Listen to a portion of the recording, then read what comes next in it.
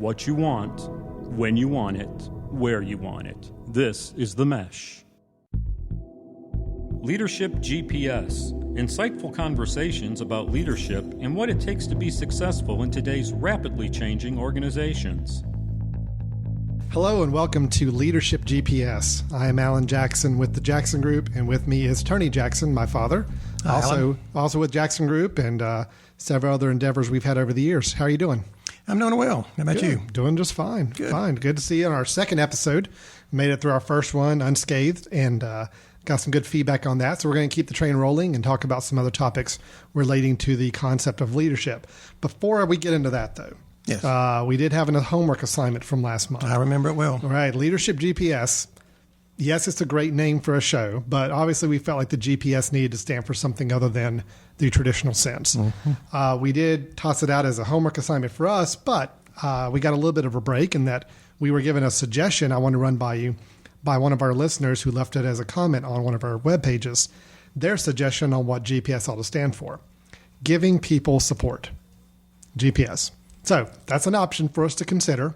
I appreciate the feedback we got. Do you have any others on the top of your head? Because I didn't. I know we came up with one or two last time. I like that one. That one's much more specific than mine. Mine was giving people something. Giving people something? Okay.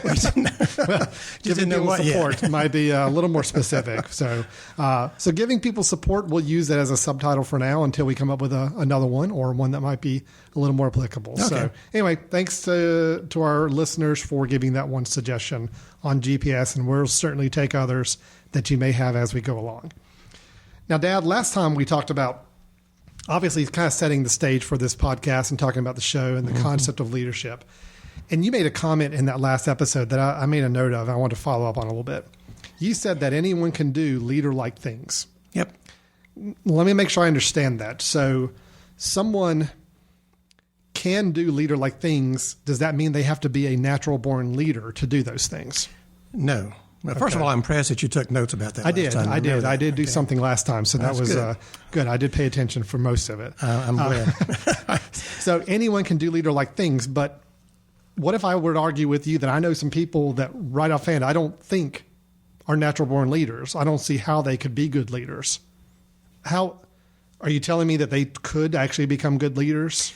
I'm saying they can do some leader-like things. Okay. It's kind of like I mentioned to you Bill Paul, who's the CEO of Wayne Memorial Hospital in Goldsboro, North Carolina last time. And Bill is a very principled CEO, one I have a lot of respect for. Right. One of his favorite phrases is, and his quotes is, even a blind squirrel can find a nut once in a while. All right? Okay. And that has applicability here, if you think about it. Doing leader-like things, we can just get lucky at sometimes, do things the right way, be successful with it. But what I'm talking about is really what I have termed the abnormal side of leadership. Okay. I'm talking about abnormality because leaders often, frequently have to do things that don't come naturally for them. It's not normal for them. Sure. I mean, I think of it some examples. Of course, leaders are always in the forefront of things. They're up front and front of people. A lot of people don't like to be in the spotlight. A lot of people don't like to be in front of everybody. A lot of people don't like to spend their time talking to groups of people standing up in front of the room. It's just not comfortable for them. But yet if a leader didn't do those things, they'd be kind of lessen the view of them as a leader, right? Absolutely. Or who tries to do it and doesn't do it well. Okay. Now, because confidence has a lot to do with this. You know, confidence as a leader starts with the person who's trying to be a leader themselves. And it inspires confidence in those around them. Good example. Have you ever been in a session, a training session, or a meeting, or a city council meeting, or anything like that, where the person speaking is so awkward and so the way they speak is so drawn out and dull, and they say a lot of you knows and pauses and clicking their mouth, and they don't have eye contact. What kind of feelings that make you think about them? Yeah, I think so. Good modeling, Alan. Thank you. You're welcome. How's it make you feel? How's it make you feel? Uncomfortable and uncertain of them as to if they know what they're talking about. Yeah. There's another quote that somebody once said that inarticulate leaders always make us uncomfortable. Yeah, and that's true. And we lose confidence in them and their ability to lead effectively. So they haven't done the right leader-like things, even though they're in a position of having to do something. communicate to people. Okay, fine. I don't like doing it, doesn't come naturally, and I'm not good at it. The missing element here is that they haven't worked on it. So you're saying that someone who is not comfortable being in front of a group and speaking, but yet is put or has chosen to be in a leadership position, that's a skill set they have to be working towards and mindful of. Absolutely. Even if it's not something that comes natural to them. Absolutely. I mean, that's part of what it goes. Nobody said it would be a bed of roses. Nobody said, okay, now we crown you as a leader and therefore you can do all these great things. No. Somebody spotted something you do that they thought could be leader-like on a consistent basis. But think about this. We work with a lot of organizations, and sometimes, honestly, people are put in leadership roles not because they are a good leader or because they might be a good leader. Mm-hmm. They're put in there out of convenience. Right. We needed someone to fill this spot, and here's somebody who's been here all these years. Longevity, seniority, has been with the organization longer than anybody else, is nicer than anybody else. They once put together this great paper report that everybody seemed to like, so maybe they've got some good leadership skills. That's right. Right. And it's one of those things where it's sometimes we aren't very selective about who we deign to be a leader. We get less selective even sometimes, and it's not as critical about who's a manager, because there's a different set of skills there that have not so much an overlay and connection to all the leadership skills we're talking about. You know, we said in the first session that you can be a great leader and a lousy manager. Sure. And you can be a wonderful manager of things and processes and stink as a leader. And I think a lot of people get those two terms confused or blend them together too many times. And I'm with you on this. To me, leading and managing are two distinct roles. Yeah, they share a lot of common elements. Yep. But the ultimate role that they're playing is very different. Yeah, and, absolutely. So it really kind of bugs me when people say, well, that person manages people well, so let's put them in a leadership position. Well, that doesn't necessarily translate the same way. Yeah. Right. The only time it makes sense that those things overlap is historically. Think about this. George Washington. Everybody thinks, well, who's a great leader? Well, George Washington. Abraham Lincoln.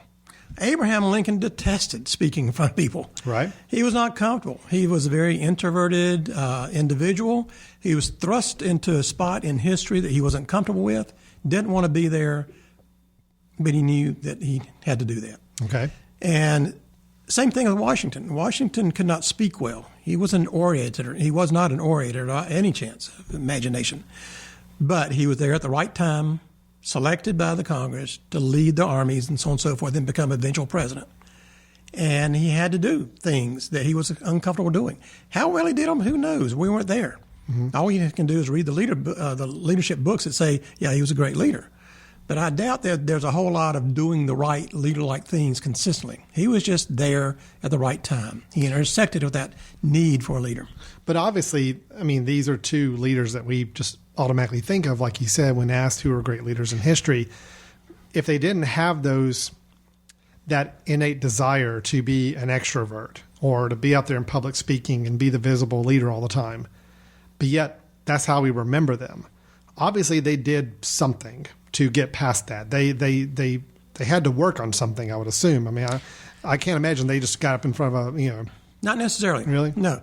Abraham Lincoln was deemed a wonderful leader, and I'm not saying that he wasn't. You know, I certainly hold him a lot of respect.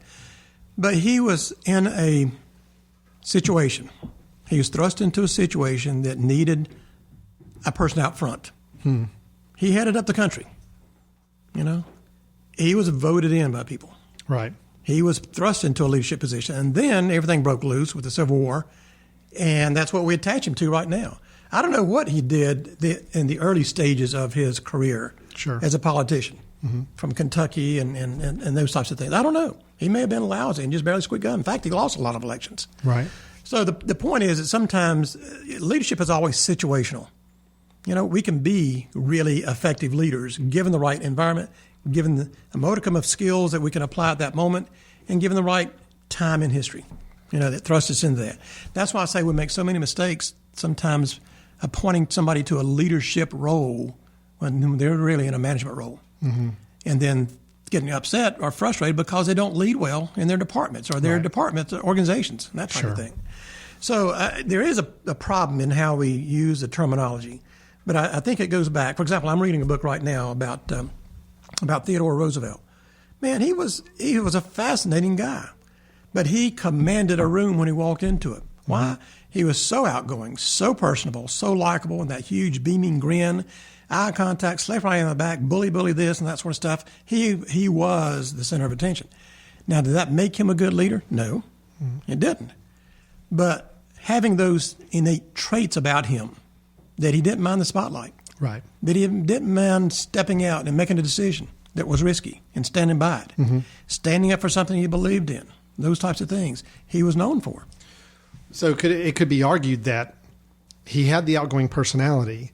It just so happened that if he had good ideas, good suggestions, good directions he wanted to move the country in, he's helped by having that outward personality, and that people are going to be listening to him, as opposed to being someone more introvert, someone more behind the scenes, may have the best idea in the world, but if they're not able to present it with confidence and exuberance out in front of a crowd, people don't connect with it. Absolutely. So, I think that's a good juncture, because talk about outgoing personality.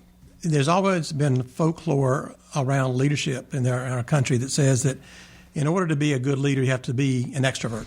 Right. Well, that's not true. Introverts, maxed out introverts, can be an effective leader.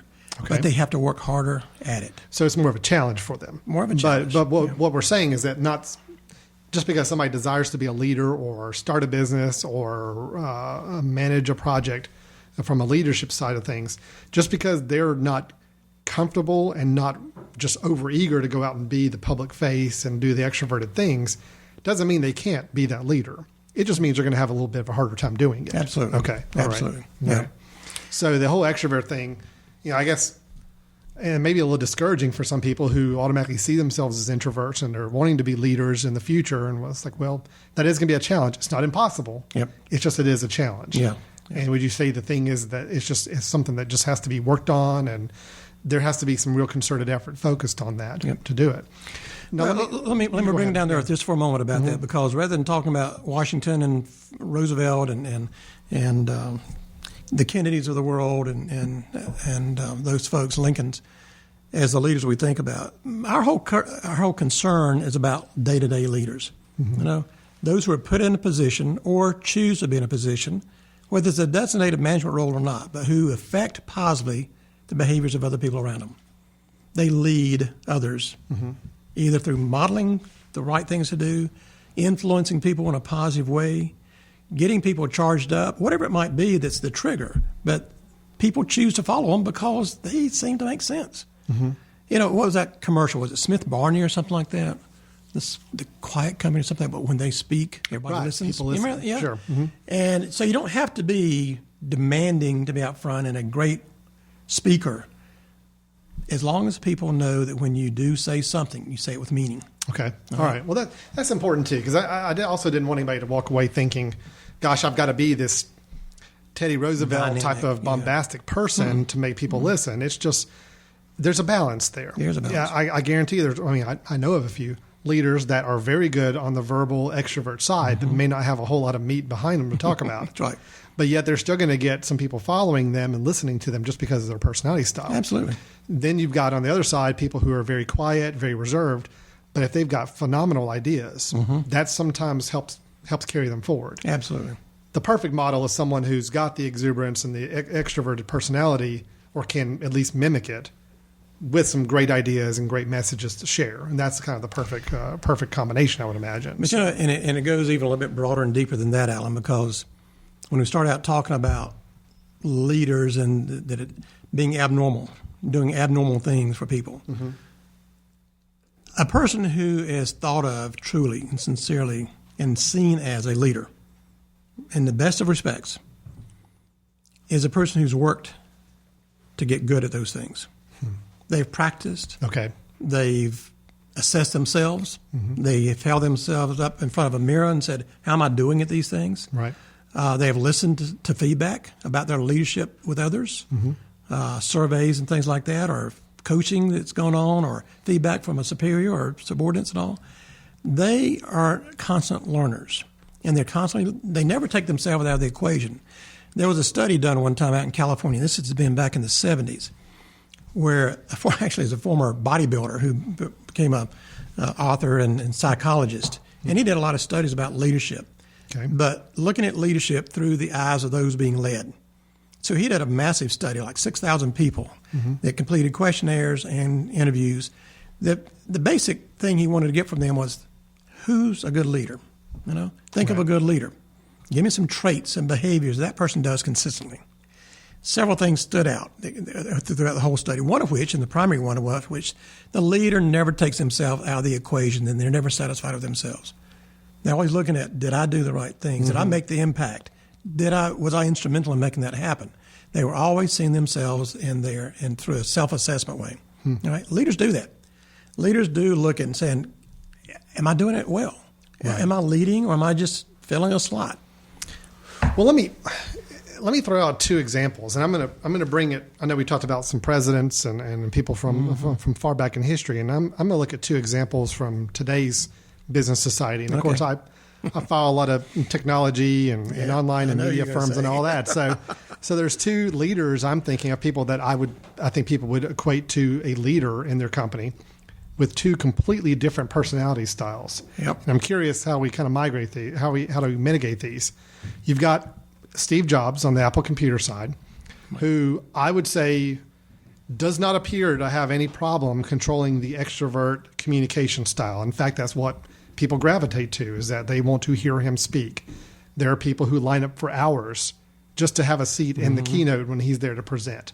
He gets people excited, and they even say the comment is that people drink the Kool-Aid when they're around him. They will buy whatever it is he has to say, even if it's really not that big of a deal. It's just, if he's made it a big deal, it is now a big deal to them. Yep. All right, so that's one. Keep that on one side. Right. Now take the same industry and look at Facebook.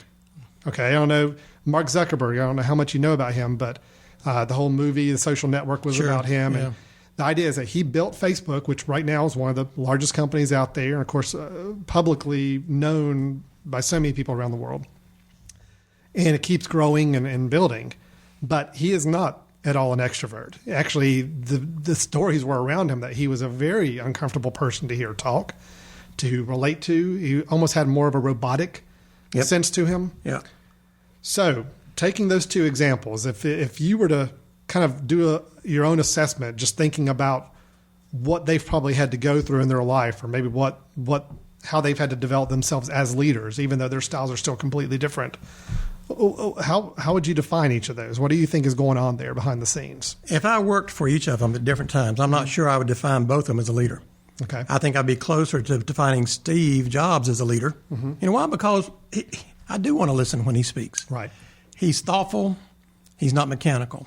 Right. He's passionate, and it comes across, even though he has to contrive that passion sometimes. Sure. He really Absolutely. does. Okay. And you know what? On stage at the expo every year, Steve manages his presence. Yes. He knows where to put his hands. He knows when to make contact with the camera and the audience. He knows when to create pauses that says, wait for it, baby. You know? Right. And then you come out. So he sells, and leaders sell. Okay. I don't know about Zuckerman. To me, all I've seen is the movie, and I would not want to work for him. Not directly for him. Sure. I bet he has stronger leaders under him in his team, though. He's the idea guy. He's a creator, innovator, and he's the idea guy and the entrepreneur. But you know what? Sometimes entrepreneurs are absolutely the worst leaders. That's why they have COOs and they have other people around them that couch around them to make things hum. Okay. Well, what's really interesting with Zuckerberg, I think, is I think you're exactly right. I think he is just an extremely talented individual with a great idea, but he had to surround himself with people that could be more of that public face and rally the troops and get the exposure. However, it's kind of coming back to what you were describing earlier on. He still had to develop and is still having to develop that external personality. Yep. And I think even when the movie came out just the last year or two, he had to make a lot more of a public relations effort. He's actually had to be the one giving the keynote at his Facebook annual meetings now and getting interviewed on 60 Minutes and all. You can tell, or at least from the background, that's not a comfortable thing for him. Yeah, he's being handled through those things right now. That's right. But I think it's come to a point where he's realized, probably, and other people have realized, that for that company to continue growing and succeeding, there does have to be that visible leader who at least can command some sort of attention. And he's working towards that. Yeah. He's still not there, but at least it is showing, I think, what you were saying, that that's a very abnormal thing for him. Yeah. But he realizes it's something he does have to work towards and acknowledge that he needs some help with that. I think it's a great point to sit on him, because the turning point for him, if he is to be a true leader in everybody else's eyes, Right. is for him at some point to sit back and say, that's fun. Mm-hmm. That's good to do. That's fun to do. I enjoy that as much as I enjoy creating and ideating and those types of things. Right. Now, let me throw one more techie into the group. Sure. And I just saw this the other day. It was really interesting. I was watching a tape about nonverbal communications. Okay. But it was an interview, just like we're doing here today, but it's on camera as well. And it was with an authoress of a book about nonverbal communications and leadership, the nonverbal leader. Okay. And I've never given I've given thought to it before, and done workshops about nonverbal communication. I know it's important. But, sometimes you can get too extreme. Oh, sure. Where did I put my hands? How many fingers do I have laced together? How long did I have maintain eye contact? All that sort of stuff just bores me, Mm-hmm. But they showed 2 clips and said, just compare these 2 high-profile CEOs, and let's talk about how they come across. Right. One, obviously, was Steve Jobs. Right. And he stood up on stage. He put his hand behind his back, which this author has commented on, about saying, I'm open to you, I'm open to your thoughts, and that rather than closed up. He would bring his hands out and make eye contact at points, and he would create that very dramatic pause sometimes. Sure. That had people say, just hanging on their seats, yeah, just wait. And he is a master at that, but he had to contrive that in himself. Sure. But he knows how to sell.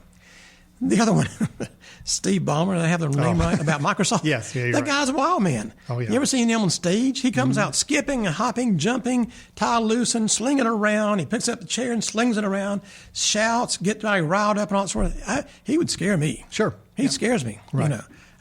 Can you imagine him sitting down to coach an employee of his? Well, it's the impression I get with him is I don't know how much of it is overdone just for the sake of the theatrics of it all.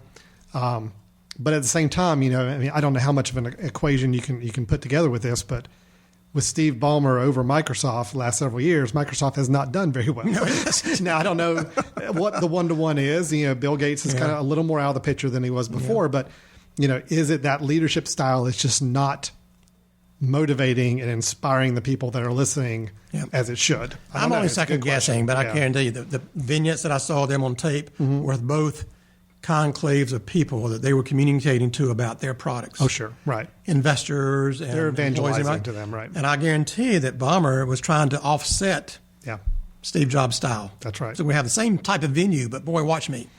Well, talking about the nonverbals, I'm curious about that, because I don't think I'm very good with nonverbal communication myself. I think I've gotten over the years better with verbal and more extroverted than I was starting out, but I still think the nonverbal communications I'm still having to work on.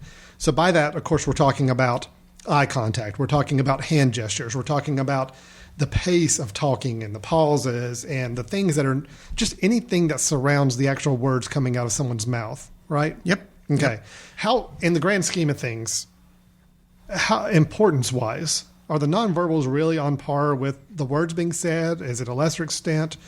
Where do you pick and choose your focus here? Here's what nonverbals can do for you. Mm-hmm. They can help emphasize, and they can clear up unclear communications. Okay. Confusion. Mm-hmm. What I'm talking about there is when your actions and tone of voice and all those types of things belie what you're really trying to get across. Mm-hmm. It leaves an audience or a person confused. What was he really saying? Okay. He says he was really interested in me, but he never looked at me. All right? Or he was looking over here to the side of him and looking at his watch the whole time and wondering what time it was and trying to, as I talked about, a very personal situation I'm going through. Right. So where's the interest? He doesn't prove it. Sure. I put it in the voice of a wise sage, that I learned a lot from, a person named Mary Margaret Jackson, who's now Mary Margaret Baker, who years ago, I know her. As a little 6-year-old, your sister, I can remember this, and I used this as an example in a workshop just the other day. Okay. Mary Margaret probably doesn't even remember it. I don't know. But she was either in kindergarten or first year of grade school. Mm-hmm. And I can remember I was traveling an awful lot, and I came home one day, late in the day, and I did the typical daddy thing, sat down in front of the TV downstairs, watching the news, pretending to watch the news, and reading the newspaper. Mary Margaret came in, a little curly-headed, blonde-haired gal, and slid up right next to me, had some papers to show me, And she was just all agog about what happened at school that day, who threw up on who's in love with who, and all that sort of stuff. Right. And Daddy, look at this, look at this. This was her senior year of high school? Was that Could have been. Okay, no. A lot of vomiting in senior year of high school. That's another story. That's another story. Okay, right. Sorry. Please continue. But she was there, and evidently I was too much doing the daddy thing. And my typical response was to grunt, nice, Mary Margaret, as I read the paper, watching these, that's good, And all of a sudden, Mary Margaret grabbed my face, twisted it towards her, and said, Daddy, you look at me because I don't know that you're listening to me.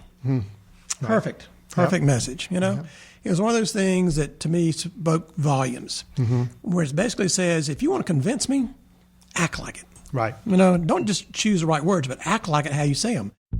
This episode is brought to you by Drive Leadership, a leadership development and consulting service of the Jackson Group. Drive Leadership is a comprehensive process for preparing current and future leaders for active, results-oriented roles in rapidly changing organizations through the use of leader assessments, skills development sessions, individual or team coaching, and online reinforcement. To learn more about the Drive Leadership concept, visit its website at www.driveleadership.com.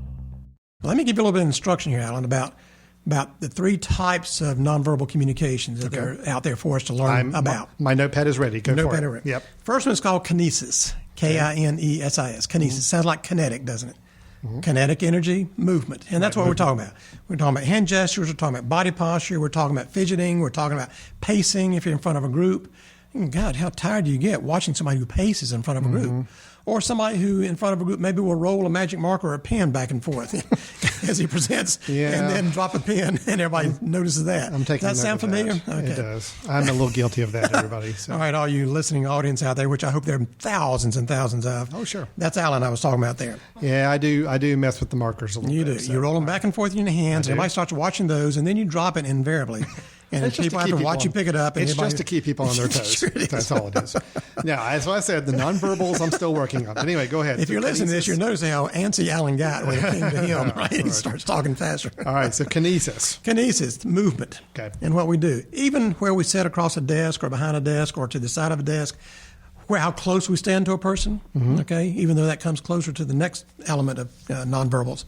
But kinesis is about movement, what we do with us and our body. Right. The second one is called proxemics, Proxemics, proxemics. Sounds like proximity. Yes. And there you're talking about the arrangement of things around you in the communication environment.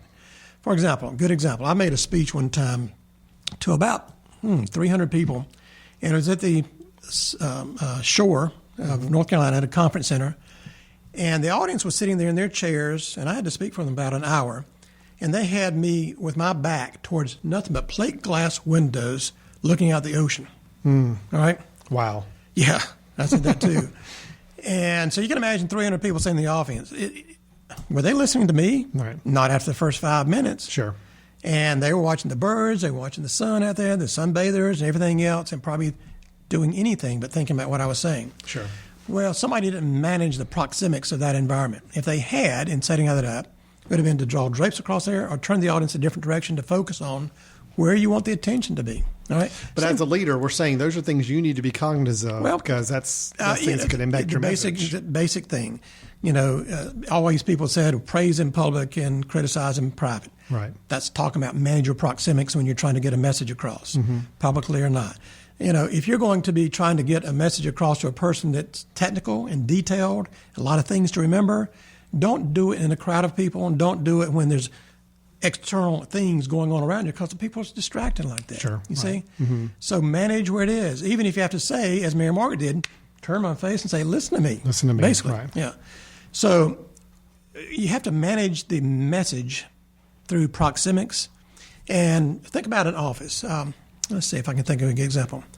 Again, if I'm sitting talking to an employee one-to-one, and my back is towards a window with sunlight coming directly in, and they're facing that, and I'm just a dark shadow. Bad proxemics. Yeah, sure. Because they're distracted by that. Okay, so that's the second thing. You got kinetics, kinesis, and proxemics. The third one is probably the most obvious to a lot of people, and that's paralanguage, P-A-R-A language.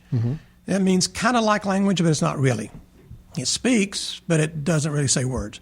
And those are the things we talked about before, the uhs, the you knows, the pauses, the drama of how we say things. Right. You ever been sitting in an audience, like a church or a speaker or training session, whatever, and the person will speak sort of like this. They'll say things like, the next 3 points that I really want to yes, focus on. And you draw it out like that, and it does the same thing. Right. People start filling up that gap with their own language. Okay. Okay, you just give me a lot of room here. I'm going to think of what I want to think about. Interesting. The paralanguage are those things that we spit out, but they don't really say anything except the wrong things. The story is about John F. Kennedy. You know why they said John F. Kennedy was such an effective leader so much?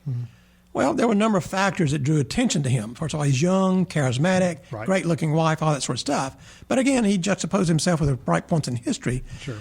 But, he was a rogue behind the scenes. Oh, yeah. There's no doubt. But why they said people listened to him so well when he spoke, why they listened to him? 3 things. First of all, he had that Boston brogue. Mm-hmm. Okay. It's a little interesting to listen to. Nobody ever heard it on TV or radio before. Okay. So they had to listen hard and listen well to him. Second thing was that he talked rapidly. He was from the Northeast, but he talked fast. And a lot of people just have to, like, what? And you have to listen well to catch things. And the third and probably the most powerful was he sprinkled what he said with a little easy remember pearls of wisdom. Ask not what your country can do for you, type of thing, Would you say that the rationale for why the fast speaking probably played in his favor is it because people were forced to keep up? They were forced to listen. There wasn't those drowning of kind of silences or pauses or things where people lose attention. Think about John F. Kennedy and listening to him. Think about Lyndon Baines Johnson. Okay, right. There's pauses, a drawn out Texas drawl. Well, it's a well-known fact that we can process and hear things at a lot faster rate than people speak. So if he speaks slowly, then that just widens that gap and leaves us more room to depart from their message. I see. Sure. Narrow that gap by talking faster, not so fast that you scare people with it, or that you get slobbering at the mouth and that sort of stuff, but fast enough to simply say, stay with me. This is important. Okay, gotcha. But it also goes into this whole thing about paralanguage. Also goes into how we say our words. There's another little thing that we sometimes use, and it's how we effectively communicate. We use 3 things: words, and we use the way that we say the words, the methodology with which we say words, how the words are said, and then how we look as we say those words. So the words, how those words sound to people, and then how we look as we speak. You know which is the most powerful of those 3? I'd probably say the looks. Yeah, you got it. I did? Okay, good. And you read my note that I just wrote you, didn't you? I saw which one you were circling on your sheet. Yeah. Think about it. Today's modern communications, we rely on email, telephone, texting, tweeters, all these other things. And what do you miss out of those? You missed the looks. The look. Yeah. You know how much the looks and how we look as we speak accounts for how much of that percentage it creates towards effectiveness? 55%. I see. I was going to say 50, and that's not Were even you looking really? at your notes Okay. there. No, I was going to say 50 offhand. So Words are only 7%. Wow. And the balance are how we say those words. Now, tell me So as this. long as you look good, you can say whatever garbage you want to say. That's kind of nice. You sound convincing and you look enthusiastic about it. People are going to listen. People are going to buy the words. I hate to say that sometimes, but that's part of being a leader as well, right? Selling the message. Now, you were a debater in high school, Alan. I was. So you were trained in State how champion. to speak and how to present and how to get a message out Yes. and how to look and that type of thing and how to use words. Yes. But think about our kids today. They're not there. Nobody teaches people how to look effective as they speak. Well, and that's actually leading into a question I was going to ask you, because we're talking about speaking styles and some of the nonverbals, and these are all based on appearance. They're all based on what you see and what you hear. Okay, we are moving to a world where, like you hit it right on the head right there where you said it. Teenagers, younger kids today, they're not having that direct face-to-face communication as much. Yep. And I think this may actually be even another topic we're going to spin into another month is about written or text-based communications as a leader, because that is becoming more important. I think we could probably go for a whole half hour on just that. But it is something of interest to me because we are faced with fewer and fewer opportunities to show the nonverbal and verbal communications directly to people. A lot more of it is text message, emails. There's a lot of companies that I use their products, and I will get emails from their CEO as kind of a mass communication talking about what they're doing next, what their next moves are. I could not tell you anything about what these people look like, how they talk, what kind of accent they have, or anything. I would like to. And that's why I think even like the Steve Jobs keynotes are getting so much more attention these days, is because people want that visible presence more than ever. But unfortunately, we don't have as many opportunities for it. So maybe let's keep that on the dock for another discussion, because I'd really like to dig into the knowing that more and more people are looking for or are having to experience written and online leadership styles, and what's the dangers and pitfalls with that, and how do we compensate for that? And let me speak just very quickly, because I can't wait to speak to that. It goes back to a story about a CEO that I worked with at one time who, when I worked with his VP, one of his VPs, the VP was extraordinarily frustrated. Because I asked him, I said, how do you like working for Mr. Such and Such? He said, I'm just confused. I'm totally out of sync all the time. I said, what do you mean? He said, my style is basically to stop by and say, you got a minute? Can I run this by you? And get a reaction. I'm a face-to-face person. And he said, that's my style. That's what I'm comfortable with. You generate ideas, you kind of go on the fly. And he said, it took me forever to learn that he's a reader, not a listener. And he used to be an English teacher, so he started saying to this vice president, said, okay, I hear you, but go back and write it up, send it to me, and I'll get back to you. He had to see it in print, and then he would mark it up. He marked it up with a red pencil with the grammar and all that sort of stuff, send it back. That was a little bit childish, but the fact was that styles at which people learn and listen have to be understood. We're changing that style for people through the automatic electronic texting.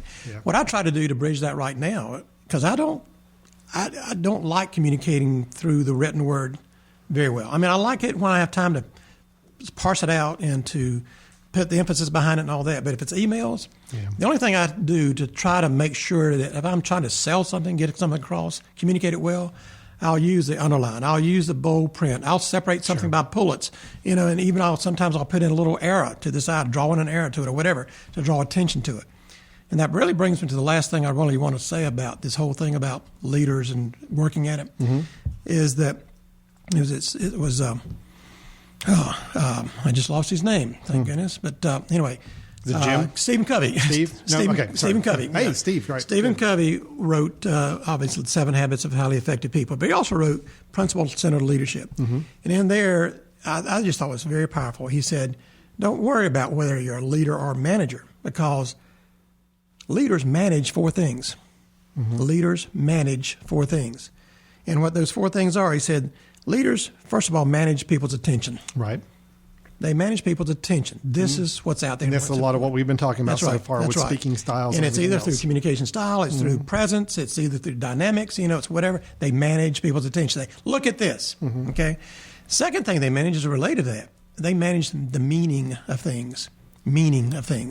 In other words, now that I'm paying attention, why is it important to pay attention to that? Give it some oomph. Give it some purpose. Some substance. That's right. The third thing is they manage trusting relationships. And the last is they manage themselves. Isn't that phenomenal, though?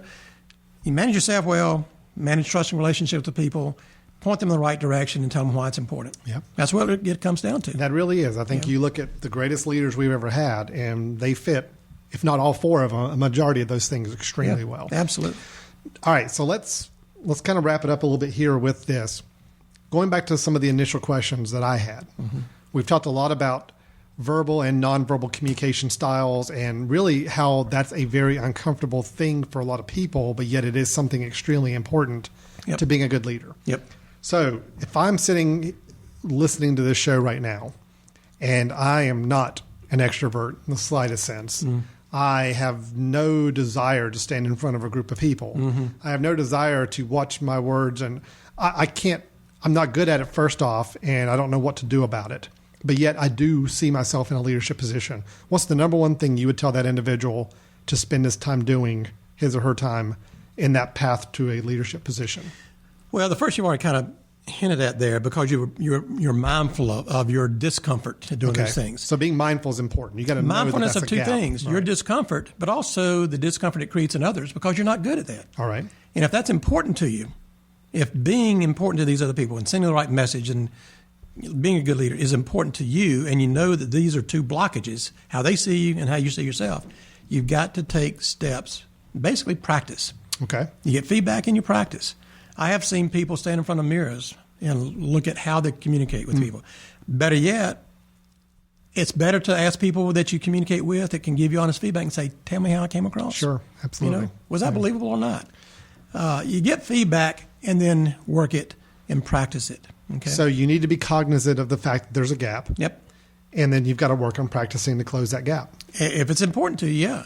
Well, and the great thing, too, about looking at the access to information that we have these days, there are so many resources where you could pull up and look at speeches, videos of great leaders and how they've presented to crowds and groups and see the styles. And even if you have to find yourself mimicking some traits of that, even though it's not a natural thing for you to do, if you know that this is a way to command attention, this is a way to show that you're a strong leader, you may have to ape some of those things a little bit from here and there. Yep. I would also encourage people to look at the ones that are not very good. Yeah. And I'll give you an example of one that you could probably Google and find. And it goes back to the whole Steve Jobs keynote type of world. But I remember a few years ago, and I think it was when they announced the iPhone. So it was a big partnership with AT&T coming out about this. Steve Jobs on stage, and of course he is just dazzling the crowd. Everybody's eating up every word he says. Now they're going to turn the stage over to I think at the time was the CEO of AT&T to talk about AT&T's role in it. The guy comes out there with index cards, reading from the index cards. Yep. He was chastised on the internet for months after that. I still hear comments about how you don't want to be like the AT&T guy at that speech a few years ago because, it was probably unfair to be put right after Steve Jobs in the first place. But I guarantee you people can look at that and see where he may have been saying the right words, but I guarantee he was not conveying the emotion and the meaning for it and the presence that he needed to make people really respond and respect it. So. And you're right, and there probably was comparison in people's minds, but remember, sometimes getting confidence in a leader is getting used to that leader. Steve Jobs, people have confidence in him. They grieve over the fact that he's been sick and may not be leading the company, that type of thing. Right. But don't you think it's a little contrived that he wears his glasses the way he does? The black turtleneck, the jeans, it communicates for him, right? And that's probably something that the nonverbals didn't overcompensate for the stiffness of the communication by the AT&T guy. Right. He could have done that. He could have gotten more animated. Even with cards, he could just glance at cards and then animated and looked at people and talked enthusiastically about things, looked back at cards for a hint and that type of thing. There's nothing wrong with that. You remember Bill Clinton, right? No, Bill Clinton. Who's that? Probably before your time. The singer? Squirt. No, okay, no. When he was president, he was very mindful of how he came across on things. He would use and he would raise the eyebrows and look intent, good eye contact. A little too close to some people, obviously, that he got too close to. But the fact was, he knew some definite nonverbal communications going on there. But anyway, he tried consciously not to point a finger, jab it at people or in the audience when he was making a key point. Because he knew that's offensive. And it turns people off and it comes across as lecturing and demanding and that type of thing. You know what he started doing? Well, that's why he does the thumb thing. The thumb. He used close the fist and thumb, points it out there. It's still the same thing. He's still pointing at people important, without... But it's a closed fist. It's not the pointing finger. It's a different type of nonverbal communication. And think about Richard Nixon. That we probably don't remember, but when he got outed, I still remember that picture of him getting onto Air Force One, the helicopter. Sure. Standing the out two there. hands with the... What was his fingers shaped like? V's. What was his arms shaped like? V. Victory. Kind of say victory. I'm still winning. Yeah. And that's a visual that people remember all these years. Absolutely. Absolutely. Very interesting. So what we're hearing today is that being a good leader sometimes takes doing some things that are very abnormal and uncomfortable for people to do. Yep. And the biggest of those that we're talking about today is really the speaking, the presenting, the being up in front of a group, the commanding attention, how you present yourself. It can be uncomfortable for some people. It's not to say that if you're not good at that naturally that you can't be a good leader. It just means you have a little more work ahead of you to get to that point. Sure. But it is important. That's not to say that every leader that's ever been successful in this world has been a great presenter, Nope. but chances are higher you're going to have a better chance at leadership having those skills than not. Because it's a better way to manage attention and meaning of things. Sure. Yeah. Absolutely. Good. So it just sounds like the biggest thing is just people need to be, if they know that that's a gap, they need to be aware of it first off, recognizing that that's something they need to work on, and then practice just like you're practicing for a presentation in a high school play or anything. I mean, it's rehearsing. Sure. It's knowing how you appear, how you sound, getting feedback from people you trust, all of that, right? So, 2 little quick examples, and I know we can wrap up because there's tons of other uncomfortable things and abnormal things that leaders need to be Maybe able I have to do a part 2 on the abnormal stuff. 2 and 3 probably, yeah. Because there's some things that normal part of the job. Some people are not comfortable talking to employees about problems. Yeah. Giving negative feedback. Difficult situations. Difficult situations, managing in a stressful situation, all that sort of stuff. It's not natural for us. Right. Mindfulness is important, though, and it permeates all these situations. You got to say, audience out there, as I do it in a lot of groups, have you ever been driving down the road and all of a sudden kind of come to and you can't remember the last 15 miles you've been? Yeah, unfortunately, yeah. Yep. Yeah. And my wife called me the other day on a trip. She said, well, where are you? I said, North Carolina? I don't know. I don't know. Right, yeah. And it was a painful reminder that, gee whiz, that's not only dangerous. It's just not being aware of your environment. You know, a lot of bad things can happen when you're not aware, Absolutely. not mindful. I remember one time my car crashed on me, not crashed literally, but stopped on me. This was years ago in an ice storm in Raleigh, outside of Raleigh somewhere. Still don't know what. And it was dark. It was after midnight. It was sleeting and icing. No cars on the road. No lights around. My car stopped. And trying to keep warm, I was wrapping underwear around my neck and bundling up and everything I had in the car because I'd been gone for a week. Had a cell phone. I called my wife. She said, well, where are you? I said, I don't know, Margaret, you know. And it's finally I called 911. And the first question she asked me is, where are you located, sir? I said, I'm on 64, but I don't know where. She said, what do you mean? I don't know where I am. Well, have you passed through Raleigh? I think so. Right. Have you seen a big lake? Well, it's dark, but no, I can't remember. Oh, boy. She got really aggravated. She said, well, let me try to Highway Patrol. Highway Patrol never came. 45 minutes. I called them back. First second she asked again, a different woman. Where are you located, sir? Well, I don't know. Went through the whole thing again. Are there no stoplights around? No, they're not. You know, signs? Can you get it? No, it's like, no, I can't see anything. She said, well, let me try again. Finally, the blue light came around, came up behind me. I got in his car, sat down, said, I am so glad to see you. I was about to freeze to death. And he said, well, if you'd known where you were, I'd have gotten here sooner. Yeah. And he said, just look at these little roadside signs and everything that tells you mile markers. He said, just keep your mind on that once in a while. It helped us all out. So mindfulness, stay on top of things, remembering things, paying attention. Not getting to lost things. where you are, or at least knowing where you are at times. Sure. Anyway. Sure. Well, I think, I like this whole concept of what are some things that are a little abnormal for people in getting into leadership roles. And I think we can definitely try to tackle some of those in future ones. And I really think the written side of communication at some point is going to have to come up as a topic, because I really think we're finding more and more people relying on that. I know. For better or for worse. I know. And it is going to change how people are perceived as leaders. And there's a lot of pitfalls involved with that. Absolutely a lot of pitfalls. Yep. So, but I think we've done pretty good for our time today. Good. I think we're going to go ahead and wrap it up for today. Enjoyed it. Yeah, this is great. So talking about the abnormal side of leadership, and it sounds like something that we're going to be able to continue for a while in future episodes as well. And talk about some other topics. I agree, because there's a lot of abnormality out there. A lot of abnormality, absolutely. And, I hope at some point down the road, too, we might be able to find some good guests we think can help illustrate or kind of elaborate on some of these topics that we bring in. We'll do that. Sure. And, of course, we're always very open to suggestions, ideas, questions you may have. You can post some questions or comments on the Facebook page for this show. You can do it on the website. iTunes, you can go and post a comment or question on the iTunes page for the show as well. We appreciate all of the listeners and support we've had this first month. We've had great response. We've gotten some good visibility from it. A lot of people seem to be connecting with what we're talking about, so we're just going to keep plugging away at that. And thanks to the Mesh for having the network to allow us to have this show and to talk about these topics like we do. So, Mighty Mesh. That's good. Mighty Mesh. There we go. Good deal. All right. Thanks, Dad. We'll talk to you next month. Thank you, son. All right. See you then. Sounds good. Until then, this is Leadership GPS, Alan and Tony Jackson. We'll see you next month.